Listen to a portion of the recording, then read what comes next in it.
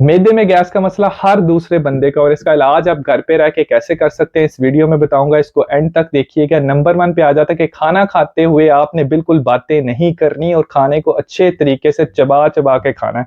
अब होता क्या है, जब आप खाना खाते हैं तो आप उसके साथ हवा निकल रही होती है, लेकिन अगर आप खाने के साथ बातें भी शुरू कर देंगे या खाने को अच्छे तरीके से चबाएंगे नहीं तो आप ज्यादा हवा को निकल लेंगे, जिससे आपको बाद में गैस का मसला होगा।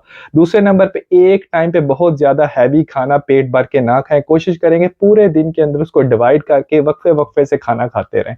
तीसरा ये कि कब्ज का अगर आप शिकार हैं तो उसका इलाज करें वो इस तरह कि आप अपनी डाइट के अंदर फाइबर ज्यादा इस्तेमाल करें या पानी का इस्तेमाल ज्यादा करें और एक्सरसाइज करते रहें।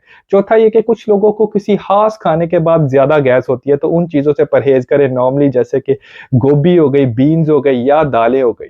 पांचवें नंबर के ऊपर आ जाता है कि कुछ चीजें आपने बिल्कुल नहीं करनी, जैसे कि कार्बोनेटेड ड्रिंक्स या फिजी शुगरी ड्रिंक्स। उससे भी लोगों को बहुत ज्यादा जो है गैस के सिम्टम्स होते हैं। अब अगर आपको गैस के सिम्टम्स महसूस हो रहे हैं, बेसिकली होता क्या, उसके अंदर पेट बहुत ज्यादा फूल जाता है, पूरे पेट में डिस्कम्फर्ट या दर्द भी रहता है, या कुछ लोग बहुत ज्यादा हवा का अखराज होता है उसके साथ।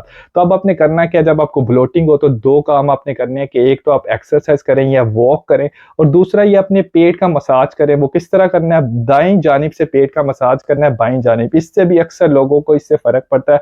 अगर आपको मेरी वीडियो अच्छी लगी है तो इस वीडियो को दूसरे लोगों के साथ शेयर करें और मेरे चैनल को जरूर सब्सक्राइब कर लें ताकि आपको और ऐसी इंफॉर्मेशनल वीडियोस मिलती रहें।